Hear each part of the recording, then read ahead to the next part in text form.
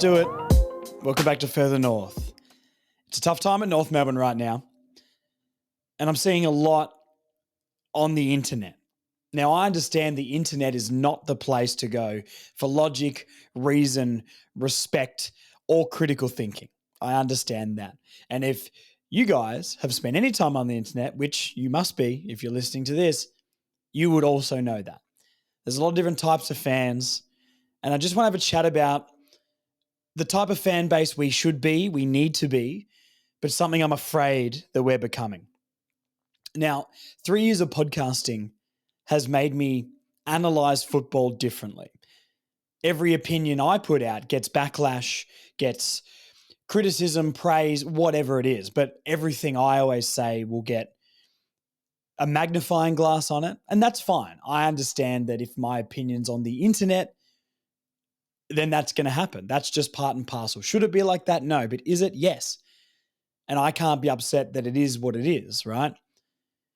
This week I've seen petitions made to get rid of Sonia, petitions made to get rid of Clarkson, Facebook groups of people being disgustingly negative, being abusive to players, and frankly just making up garbage that doesn't exist.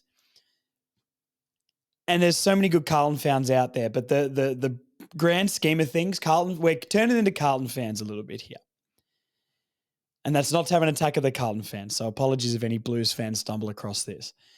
But even they would admit that part of their fan base that we all see on the internet and on the news, on social media is chaotic. And we're becoming that. And we're better than that.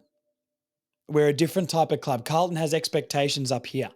We're a smaller club. We battle hard. We need to fight more for what we have. But that means that the fans and the audience needs to have more patience. And I know it's been a very long time, but we can't act irrationally. That's maybe more what I'm saying. Now, on some of these North Melbourne groups, I've seen, like I pointed out, petitions. If you're one of those people making petitions to get rid of people from the club, I know you maybe somewhere think that that's doing something good, but that is only doing negative for this football club. We might see Sonia Hood wasn't angry and throwing things downstairs in the rooms after the game. That doesn't mean she doesn't care. Now, can people do better? Absolutely. But don't make petitions to get rid of people. Don't start making petitions to get Alistair Clarkson out of this. You know, you can watch the media and they're always saying 3 years he's been there. It's been 2 years. He didn't do his first year, basically the entirety of the first year. So one, that's a cop-out to make it sound worse. Two, my opinions are overly scrutinized, which is fine, and lots of people disagree with me. I've gone from being the negative guy last year to the positive guy this year, which is interesting because I don't feel like I analyzed the game any differently than I did. Were we as bad? You know what? Were we as good as everyone felt like we were trying to be last year? No, obviously not. But are we as bad as it feels right now? We have improved. And if you want to pretend and believe that we haven't, take a step back, get rid of the emotions, and have a think, okay? And that sounds harsh. And you might think I'm crazy. We're 17th, Josh. We're 17th. We don't have our pick. Well, we're 17th with more points and still winnable games to come. So that is an improvement. Our percentage is an improvement. Or we don't have as many passengers every single week. Geelong game aside, I understand that. Our floor, our bottom 10 players playing every week are the reason we've been in games. The real problem this year is Larkey, not quite as dominant. LDU, Sheasel, those sort of players are not the icing on top of this foundation that we're building anymore. Last year, they were the only thing getting us into games. This year, they're not performing.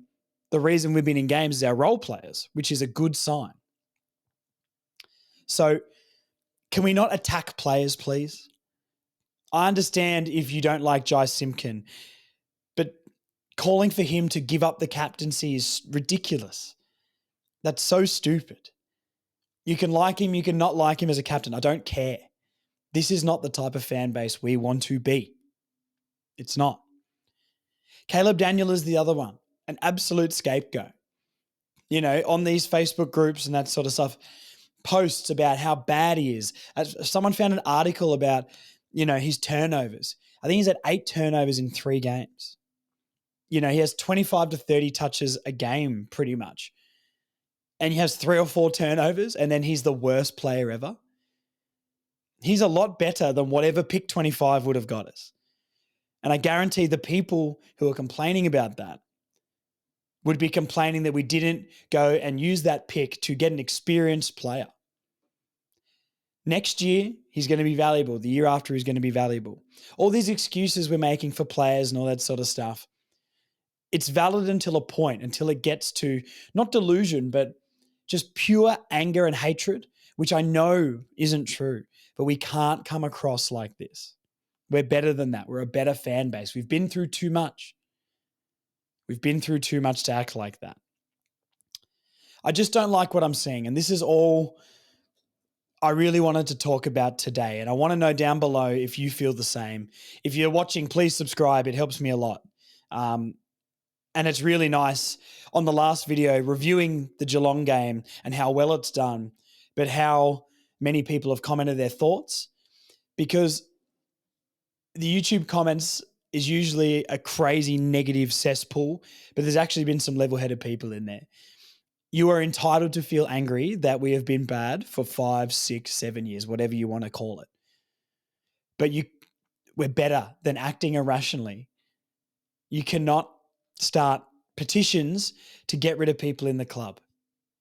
That was the final straw for me. That makes me go, I'm doing the best I can, bringing a podcast to you guys, 2 pods every week.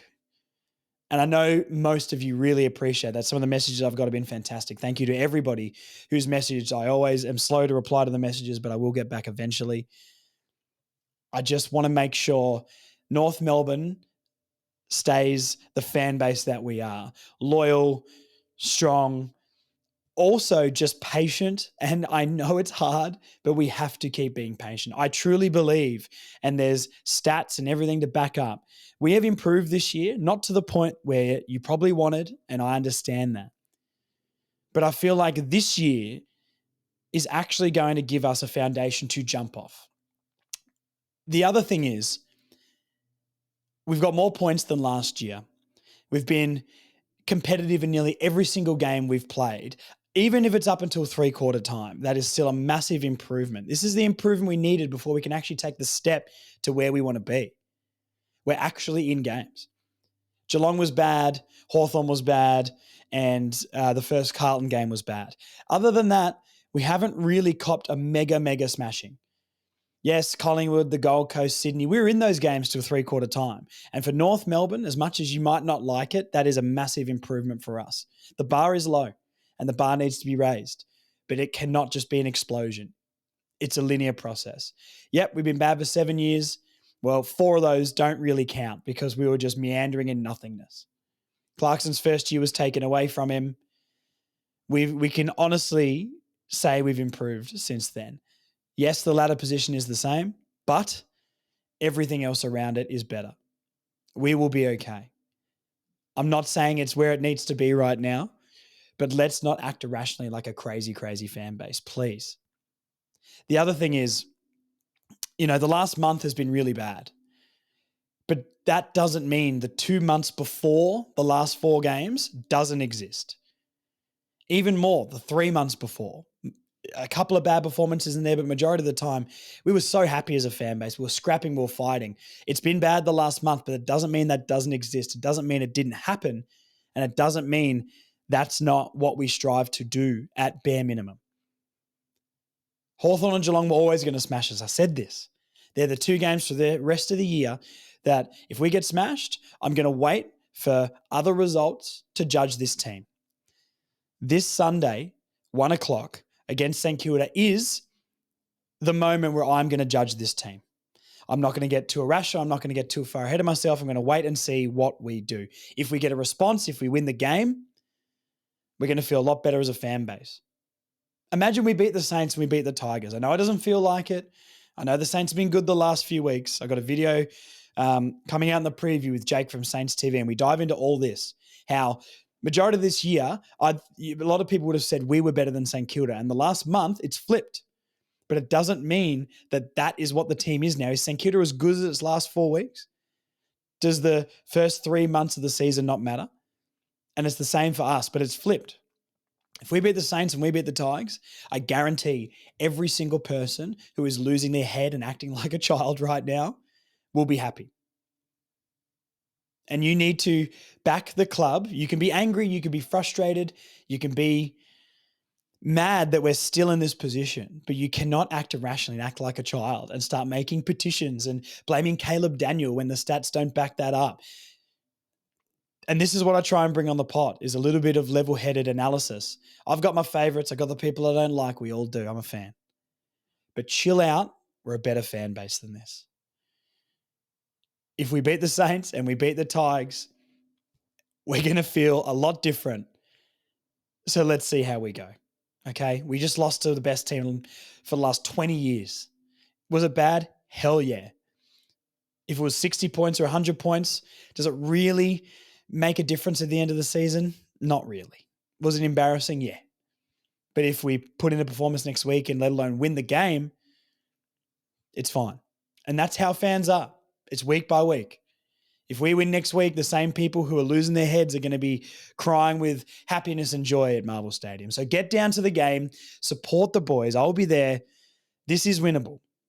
We can like it, we can not. The Saints played awful football for 3 quarters. Yes, the win happened, but they were shocking for 3 quarters. So I reckon we're getting a response this week. Please subscribe. Let me know what you think. I just want to make a quick video about a few thoughts. I didn't really script this. I just wanted to have a chat about some negativity I'm seeing that I don't like, and I'd like us as a fan base to be better and cut that out. Please subscribe, like the video, put your comments down below. I would love to get to 2,000 subscribers by the end of the year. Love you guys. Oh my God, we go through a lot, don't we? Chat to you soon.